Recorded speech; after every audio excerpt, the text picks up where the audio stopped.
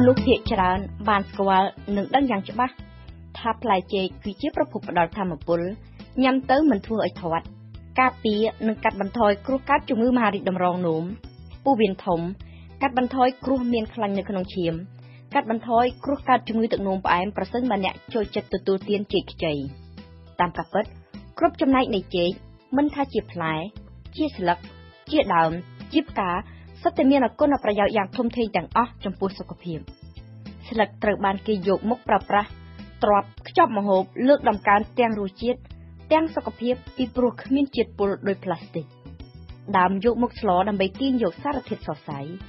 ឯផ្កាវិញក៏មិនអន់សម្បូរទៅដោយវីតាមីន A, C,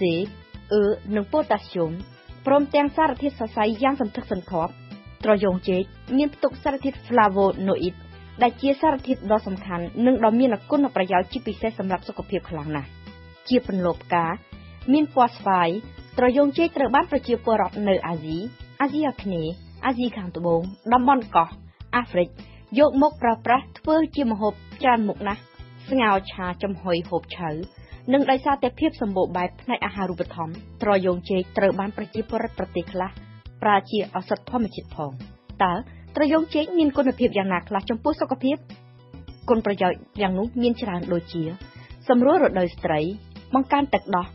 ព្យាបាលជំងឺខ្វះឈាមជំងឺដំបៅក្រពះធានារ៉ាប់រងជួយតម្រង់នោមសម្រួលការទល់លាមកបញ្ចុះសម្ពាធឬក៏ពង្រឹងស្បូន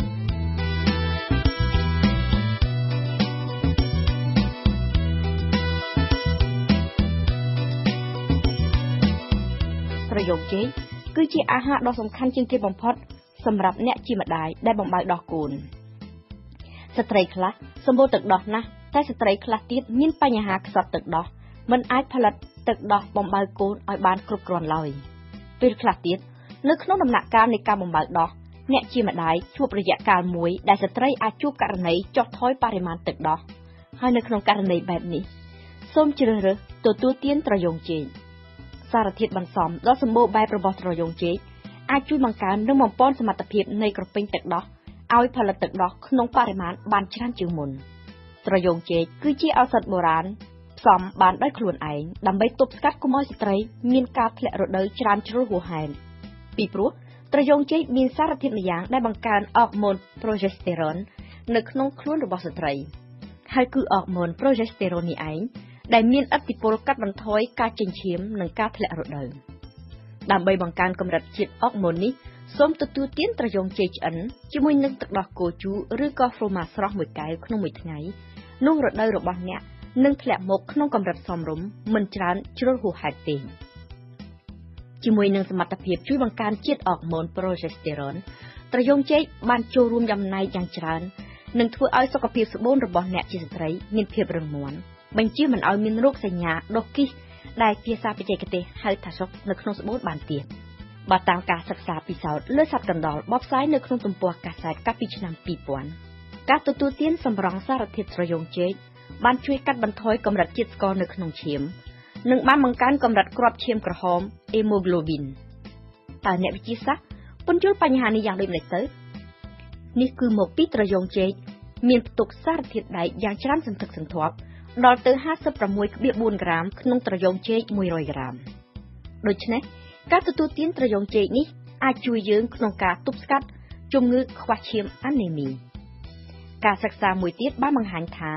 កម្រិតជាតិអាស៊ូលីនរបស់អ្នកជំងឺទឹកនោមផ្អែមបានធ្លាក់ចុះគួរឲ្យកត់សម្គាល់នៅពេលណាដែលអ្នកជំងឺនោះបានទទួលទានសារធាតុចម្រាញ់ចេញពីត្រយូងចេកថ្មីមកពេលនេះ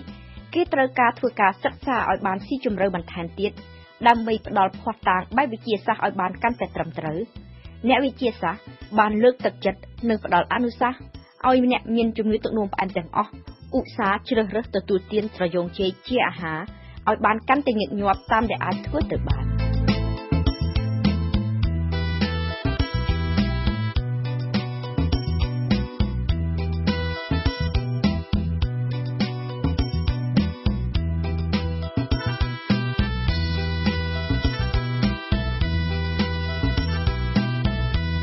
ទល់លាមកគឺជាបញ្ហាដែលមនុស្សគ្រប់រូបគ្រប់វ័យអាចជួបប្រទះជាអាការៈដែលលំបាកបរិយាយបំផុតហើយបើចំពោះស្ត្រីមានផ្ទៃពោះវិញការទល់លាមក អាចជាបញ្ហាដ៏ធ្ងន់ធ្ងរខ្លាំងដូច្នេះសូមទទួលទានត្រយូងចេកពីព្រោះវាគឺជាជំនួយអាចការពារប្រព័ន្ធរំលាយអាហាររបស់យើងសារធាតុសរសៃដ៏សម្បូរបែបរបស់ត្រយូងចេកគឺជាសារធាតុដ៏សំខាន់និងចាំបាច់សម្រាប់សុខភាពរំលាយអាហារពលគឺសម្រួលការបន្ទោបង់ការបត់ជើងតូចបត់ជើងធំត្រយូងចេកក៏អាចជួយយើងផងដែរក្នុងការប្រយុទ្ធប្រឆាំងនឹងការកើតជំងឺដោយការបង្ករោគបើតាមការសិក្សាមួយចុះផ្សាយលទ្ធផលនៅក្នុងទស្សនាវដ្តីស្រាវជ្រាវវិទ្យាសាស្ត្រសារធាតុចម្រាញ់ចេញពីត្រយូងចេកមានផ្ទុកបន្សំជាតិដែលអាចស្រូបយករាល់គ្រប់ពពួកបាក់តេរីដែលពូកែឆ្លងនិងពូកែពង្រីកខ្លួននៅពេលចូលទៅដល់ក្នុងសរីរាង្គកាយមនុស្សដូចជាពពួកបាក់តេរីអឺកូលី Bacillus cereus និង Bacillus subtilis ជាដើមឡើយមានន័យថាត្រយូងចេកអាចមានសមត្ថភាពការពារកុំឲ្យមានការបង្ករោគអាចព្យាបាលដំបៅនិយាយជារួមគឺជួយការពារនិងព្យាបាលដំបៅឬក៏ការរលាកនៅក្រពះពោះវៀនដែលបង្កឡើងដោយមេរោគដោយបានជម្រាបមកពីខាងលើត្រយូងចេកមានផ្ទុកច្រើនណាស់នៅសារធាតុម្យ៉ាងដែលមានឈ្មោះថា flavonoid សារធាតុនេះគឺជាអង់ទីអុកស៊ីដង់ដ៏មានសក្តានុពលប្រយុទ្ធប្រឆាំងនឹងពពួកកោសិកាសំយោគដែលរប៉ាត់របាយអនាថានិងដែលអាចជួយការពារកោសិកាខ្លួនប្រាណយើងប្រឈមនឹងពួកកោសិកាសំយោគដែលជាសំណល់ឯកាទាំងអស់នោះសូមបញ្ជាក់ថាពពួកកោសិកាសំយោគនោះគឺជាសំណល់ម៉ូលេគុលគីមីគ្មានលំនឹងនិងដែលសកម្មខ្លាំងណាស់ប្រតិកម្មរបស់វាអាចបំផ្លាញកោសិកាល្អៗរបស់យើងផងប្រសិនបើមានពពួកកោសិកាសំយោគនេះច្រើននៅក្នុងសរីរាង្គកាយឥទ្ធិពលរបស់វាអាចបង្ហាញឲ្យយើងឃើញដោយផ្ទាល់ភ្នែកដោយមនុស្សនោះនឹងឆាប់ចាស់មានស្បែកជ្រីវជ្រួញចំណែកឯឥទ្ធិពលដែលមើលមិនឃើញផ្ទាល់នឹងភ្នែកវិញគឺកោសិកាសំយោគជាភ្នាក់ងារបង្កជំងឺដ៏កាចសាហាវដូចជាជំងឺមហារីកជំងឺបេះដូងជំងឺប្រព័ន្ធប្រសាទជំងឺវង្វេងវង្វាន់ឬក៏ងាយមានប្រតិកម្មពុលនឹងថ្នាំពេទ្យហើយដូច្នេះហើយបានជាការទទួលទានត្រយូងចេកច្រើន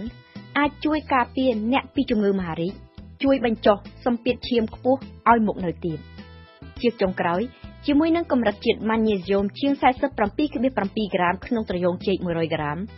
ត្រយូងចេកក៏មានឥទ្ធិពលល្អទៅលើអារម្មណ៍របស់អ្នកត្រយូងចេកគឺជាអាហារប្រពៃសម្រាប់អ្នកមានជំងឺធ្លាក់ទឹកចិត្តឬក៏អ្នកដែលមានចង់បានអារម្មណ៍ធូរស្បើយតើត្រូវទទួលទានត្រយូងចេកយ៉ាងដូចម្តេច